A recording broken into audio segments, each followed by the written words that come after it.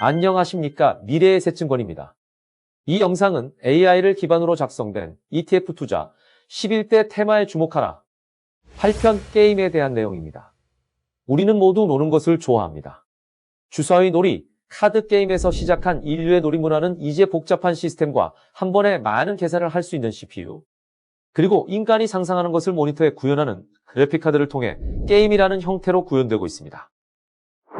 이렇게 놀이하기 좋아하는 인간을 나타내는 단어가 호모 루덴스인데요. 네덜란드 역사가 요한 하이징하가 인간 문화의 기원을 놀이에서 찾으며 정의한 개념입니다. 인간에게 놀이가 삶에서 중요한 부분임을 알 수 있습니다. 놀이로 대표되는 여가 문화가 중요해진 이유는 여러 가지가 있겠지만 그만큼 여가에 할애할 수 있는 시간이 늘어나고 있기 때문일 것입니다.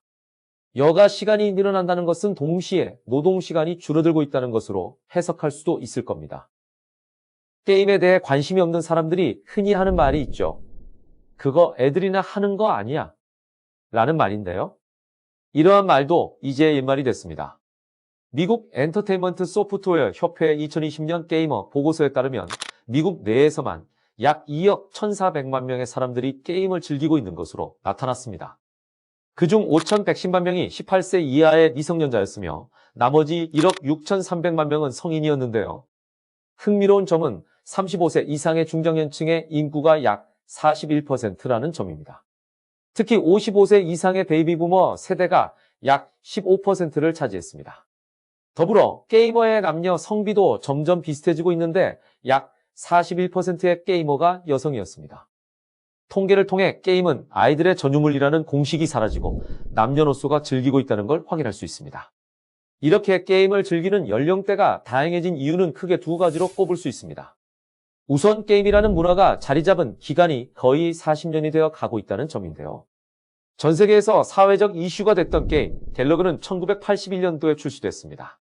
당시 게임을 즐기던 청소년들이 어느새 중장년층이 되고 그중 일부는 여전히 게임을 즐기고 있을 것으로 예상할 수 있습니다.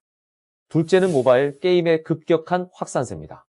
집이나 PC방과 같은 특정한 장소에서 컴퓨터나 콘솔을 통해서만 게임을 할 수 있다는 제약 조건이 사라진 것이 모바일 게임 확산의 가장 큰 이유입니다.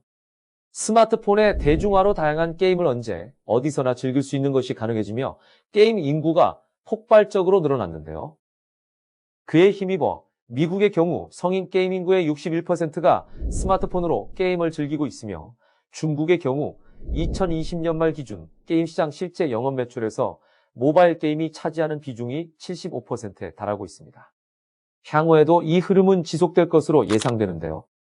점점 더 많은 메이저 게임사들이 모바일 게임을 출시하고 스마트폰의 성능이 향상되면서 더욱 복잡하고 높은 퀄리티의 게임을 출시할 수 있게 될 것이기 때문입니다. 코로나19도 게임 산업에는 기회 요인으로 작용하고 있습니다. 외출을 자제하고 여가 시간이 늘어나면서 집에서 게임을 즐기는 시간도 증가한 것인데요. 시장 조사기관에 따르면 코로나19 확산 초기인 2020년 2월 국내 모바일 게임 앱 다운로드 수는 전년 동기 대비 안드로이드는 10%, iOS는 17% 증가했습니다. 우리보다 코로나19가 먼저 확산된 중국의 상황도 마찬가지인데요.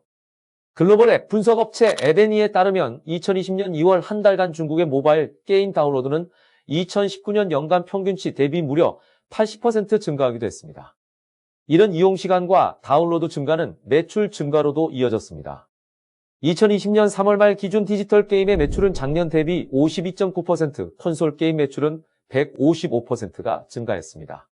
전 세계적인 외출 제한, 여가 시간 확대로 인해 게임 산업이 본격적인 수혜를 보고 있다는 것을 알 수 있습니다. 코로나19 사태가 단기간에 끝나기 어렵다면 당분간 이러한 흐름은 지속될 것으로 예상할 수 있습니다. 글로벌 게임 시장 분석업체인 유주에 의하면 전 세계 게임 시장은 2020년부터 매년 7.7%씩 성장하여 2023년에는 약 2,008억 달러 시장이 될 것으로 전망됩니다. 게임 산업의 장기 성장이 예상되는 또 하나의 이유는 게임을 직접 즐기는 인구와 더불어 게임을 보는 인구도 빠른 폭으로 늘어나고 있다는 점입니다. 이미 2017년 기준 약 6억 6,500만 명이 게임 관련 영상을 시청했는데 이는 약 3.3억 명인 미국 인구의 2배 수준입니다. 게임 영상 시청은 크게 라이브 스트리밍과 e스포츠 두 가지 분류로 나눌 수 있습니다. 라이브 스트리밍은 각각의 스트리머가 유튜브, 트위치와 같은 라이브 플랫폼을 통해 본인의 게임 플레이를 중계하고 시청자는 해당 스트리머의 채널에 들어가서 방송을 시청하는 일종의 게이밍 채널이라고 볼 수 있습니다. 좋아하는 TV쇼나 스포츠 경기를 보는 팬들은 스타들과 직접적인 교류가 불가능하지만 라이브 스트리밍은 시청자와 스트리머가 상호작용을 할 수 있다는 특징이 있는데요. 이러한 상호작용은 단순히 이야기를 나누는 것에서 그치지 않고 시청자가 자기가 좋아하는 스트리머를 구독하거나 금전을 지불하는 형태로 발전했습니다. 게임에 특화된 글로벌 대표 스트리밍 플랫폼인 트위치는 2020년 말 기준 매일 평균 2,650만 명이 접속하고 690만 명의 스트리머가 활동하고 있으며 평균 시청자 수는 약 211만 명 수준입니다. 모든 수치가 코로나19 이후 점차 증가하는 모습을 보이고 있는데요. 2020년 6월에는 동시 접속자 수 605만 명에 도달하기도 했습니다. e스포츠는 일렉트로닉 스포츠의 줄임말로 1998년 블리자드사의 스타크래프트 출시 이후 프로게이머의 등장, 리그 오브 레전드, 오버워치, 배틀그라운드 같은 후속 히트게임의 출시, 게임 중계 환경의 발전 등을 바탕으로 급성장하기 시작했습니다. 2018년 기준 대표 e스포츠인 리그 오브 레전드의 일반 시청자 수는 1.67억 명인데 이는 MLB 시청자 수인 1.14억 명, 아이스하키 시청자 수인 6,500만 명보다 높은 수치입니다. 시장 규모 또한 매년 15.5%씩 성장하고 있어 스폰서십과 중계권을 가지고 있는 방송사뿐만 아니라 기존 게임 개발사, 퍼블리셔 업체들도 길어지는 게임생의 주기, 관련 굿즈 및 티켓 매출 등 부수입 발생, 신규 게이머 유입 등으로 수혜를 입을 수 있을 것으로 전망됩니다. 한편 클라우드 게이밍이 가져다 줄 영향도 눈여겨볼 필요가 있습니다. 클라우드 게이밍은 서버 컴퓨터에서 실행 및 연산 처리되는 게임을 스트리밍 방식으로 전송받아 즐기는 서비스를 말하는데요. 2019년 3월 구글이 스테디아를 발표하며 클라우드 게이밍 플랫폼이 본격적으로 시장에 관심을 받기 시작했고 이후 마이크로소프트, 텐센트, 일렉트로닉 아츠 등 메이저 게임 관련 회사들 또한 클라우드 게이밍 플랫폼 개발을 선언하며 이목을 끌었습니다.